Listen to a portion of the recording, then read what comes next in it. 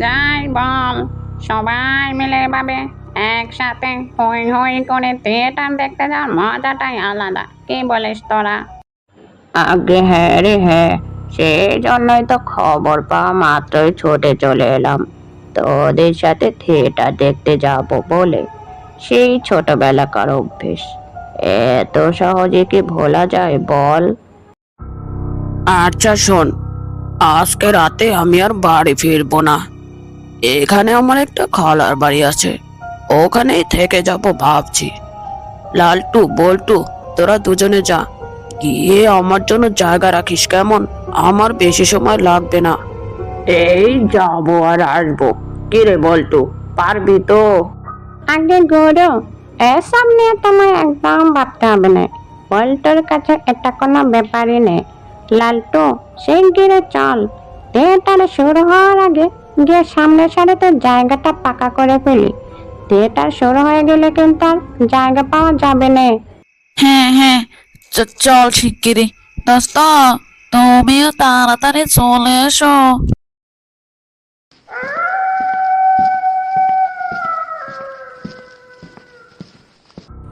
খলো, ও খলো।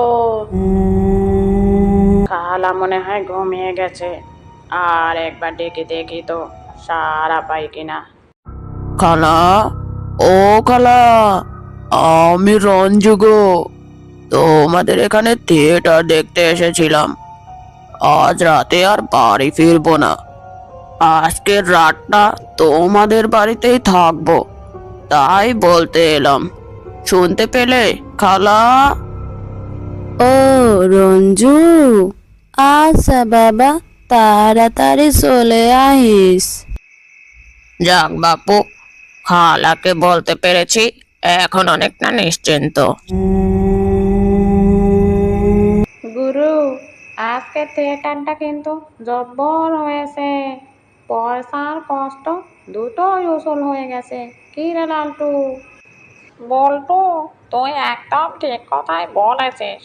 থিয়েটারের শেষের অংশ দেখে আমার চোখ তো একদম জলে ভরে গেছিল, আর একটু হলে কেঁদে দিতাম আমি। আচ্ছা বাপু, হয়েছে, থাম তোরা এবার। আমি না হয় বাড়ি যাব না, কিন্তু তোদের তো অনেকটা পথ যেতে হবে। লালটু বল্টু, তোরা এখনই বেরিয়ে পড়। আর হ্যাঁ শোন, সাবধানে দেখে শুনে যাস কেমন? আমি এমনিতে সাহসী, কিন্তু ওই ভূতে ভয় পাই আর কি। লালটু, তুই কিন্তু আমাকে বাড়িতে পৌঁছে দিবি বলেছিলি। জানি রে জানি, তোর যে ভূতে অ্যালার্জি আছে সেটা আমি খুব ভালো করেই জানি। দোস্ত, তুমিও সাবধানে যেও। ইস, এত রাতে খালাকে ডাকাটাকে ঠিক হবে, কিন্তু না ডেকেও তো উপায় নেই। ঘরে ঢুকবো কি করে? খালা, ও খালা, কষ্ট করে একটু ওঠো না গো। আমি রঞ্জু, এসে গেছি আমি। খালা, ও খালা, আরে ওঠো না গো, আর কতক্ষণ দাঁড়িয়ে থাকবো? রঞ্জু তার খালার বাড়ির সামনে এসে এভাবেই তার খালাকে ডাকতে শুরু করলো। অনেকক্ষণ ডাকার পরেও ভেতর থেকে কোনো সাড়াই পেল না। এমন সময় হঠাৎ পেছন থেকে কেউ একজন বলে উঠল, কে ভাই তুমি? এত রাতে এখানে এভাবে ডাকাডাকি করছো? রঞ্জু পেছনে তাকিয়ে লোকটাকে দেখে কিছুটা হতবাক হয়ে গেল। মনে হচ্ছে তুমি তোমার খালার বাড়িতে এসেছো, কিন্তু তারা তো বাড়িতে নেই, কোথাও একটা গেছে বলে গেল। 2-1 দিন থাকবে।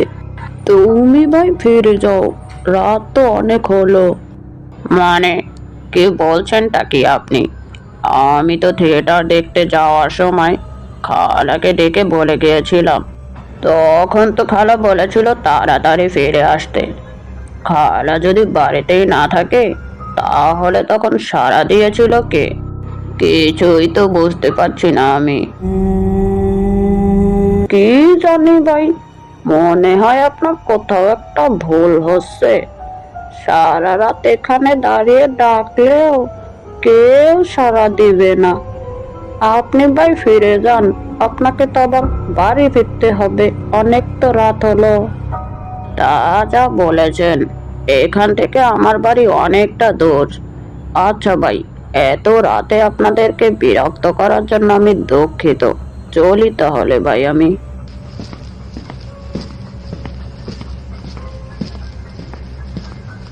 শুধু শুধু লালটু বল্টুকেও ছেড়ে দিলাম। তাড়াতাড়ি পা চালিয়ে যাই, দেখি যদি ওদের ধরতে পারি। চারিদিকে ঘুটঘুটে অন্ধকার। গ্রামের ফাঁকা মাঠ দিয়ে রঞ্জু একা একা হাঁটতে শুরু করলেন। রঞ্জুর বন্ধুদের সাথে রঞ্জুর আর দেখা হলো না। হঠাৎ রঞ্জুর মনে হলো কেউ একজন তার নাম ধরে মিষ্টি করে ডাকলো, রঞ্জু। পেছনে তাকাতেই রঞ্জু কিছুটা হতবাক হয়ে গেল। এ কি, দেখে তো মনে হচ্ছে খালা, কিন্তু এত রাতে খালা এখানে কি করছে? খালা, তুমি এত রাতে এখানে? আমি তো তোমাদের বাড়িতে গিয়েছিলাম। তোমার প্রতিবেশীর কে একজন বললো যে তোমরা নাকি কোথাও বেড়াতে গেছো, কিন্তু তুমি এত রাতে এখানে, তাও আবার একা। কি হলো খালা, কার কোনো বিপদ হয়নি তো? সবাই ঠিক আছে তো? হ্যাঁ রে বাপু, হ্যাঁ, সবাই ঠিক আছে। আমিও থিয়েটার দেখতে গেছিলাম। এখন আমি আমার বাপের বাড়ি যাব। চল, দুজনে একসাথেই যাই, চল। রঞ্জু তার খালার পিছু পিছু হাঁটতে লাগলো। রঞ্জু তার খালার সাথে কথা বলার অনেক রকম চেষ্টা করে, কিন্তু তার খালা কোনো কথার উত্তর না দিয়ে সোজা হাঁটতে শুরু করলো। হঠাৎ কিছু দূর যাওয়ার পর রঞ্জুর খালা থমকে দাঁড়ালো।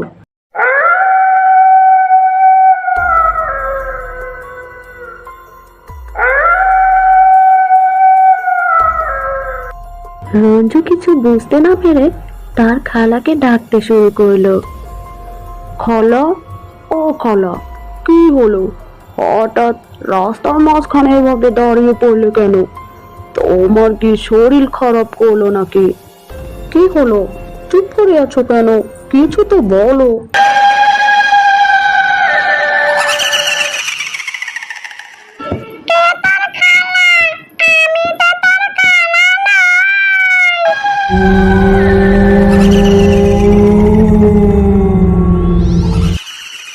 রঞ্জু ভীষণ ভয় পেয়ে গেল। কি করবে কিছুই বুঝতে পারছে না। এমন সময় সেখানে সেই টুপিওয়ালা ভদ্রলোক এসে হাজির হলো, যাকে সে তার খালার বাড়িতে দেখেছিল। ভয় পেও না ভাই, আমি এসে গেছি। এই পিশাচিনী তোমার আর কোনো ক্ষতি করতে পারবে না। আসলে আমি বুঝতে পেরেছিলাম তোমার কোনো বিপদ হতে পারে, সেজন্যই চলে এলাম। এরপর লোকটি মনে মনে কিছু একটা বলতে লাগলো আর হু দিতে লাগলো। আর এইদিকে লোকটাকে কাছে পেয়ে রঞ্জুর ভয়ও কেটে গেল। কি রে, কি করছিস এসব? মন্ত্র থামা বলছি, এক্ষুনি থামা। আমার শরীরে ভীষণ জ্বালা করছে। থামা বলছি। ভালো হচ্ছে না কিন্তু, তাদের দুটোকেই আমি শেষ করে দেব।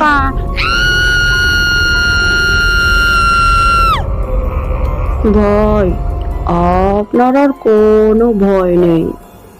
এবার আপনি নিশ্চিন্তে বাড়ি যেতে পারেন।